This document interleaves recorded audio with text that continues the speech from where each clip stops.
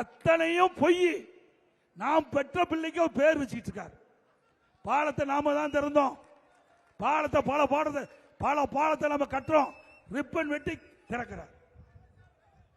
ஒரே ஆண்டில் 11 அரசு மருத்துவக் கல்லூரி கொண்டாந்து, ஒரு வருஷத்துல 11 அரசு மருத்துவக் கல்லூரி.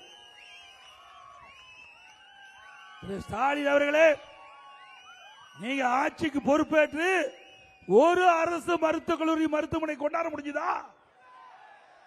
ஏன் திருவள்ளூர் மாவட்டத்தில் மக்களுடைய கோரிக்கை ஏற்று திருவள்ளூர்ல மாவட்ட தலைநகரத்தில் பிரம்மாண்டமான அரசு மருத்துவக் கல்லூரி மருத்துவமனை 400 கோடியில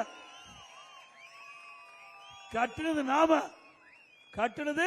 நாம திறந்தது ஸ்டாலின். எவ்வளவு கொடுமை பாருங்க. 6 மாவட்டம், புதுசா 6 மாவட்டத்தை நாங்க உருவாக்கணும்.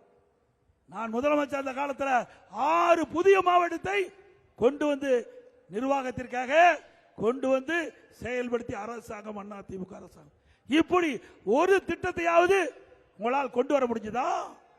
சென்னையில் போக்குவரத்து நெரிசல் அதிகம். இந்த போக்குவரத்து நெரிசலை குறைக்க வேண்டும் என்பதற்காக இன்றைக்கு இந்த சென்னை மாநகர மக்கள், சென்னை புறநகர பகுதியில் இருக்கின்ற மக்கள் தொடர்ந்து கோரிக்கை வச்சாங்க. அவருடைய கோரிக்கையின் அடிப்படையில் அம்மா இருக்கின்ற பொழுது மெட்ரோ ரயில் திட்டம் விரிவாக்கம் செய்யப்பட்டது. பிறகு அம்மா மறைவுக்கு பிறகு மத்திய அரசோடு தொடர்பு கொண்டு இந்தியாவிலேயே, தமிழகம் மட்டுமல்ல இந்தியாவிலேயே ஒரு திட்டத்துக்கு 63,000 கோடி மத்தியிலே அனுமதி பெற்று அந்த மெட்ரோ ரயில் திட்டம் கொண்டு வந்த பெருமை அதிமுகவை சேரும். 63,000 கோடி கொண்டு வந்தது மட்டுமல்ல, இன்றைக்கு மத்திய அங்க இருக்கின்ற உள்துறை அமைச்சர் மரியாதைக்குரிய அமித்ஷா அவர்களை அழைத்து வந்து கலைவாணரை அடிக்கல் நாட்டினேன். இது அதிமுக சாதனை. இப்படி எந்தாவது ஒரு பெரிய திட்டத்தையாவது உங்களுடைய ஆட்சியில பார்க்க முடிஞ்சதா?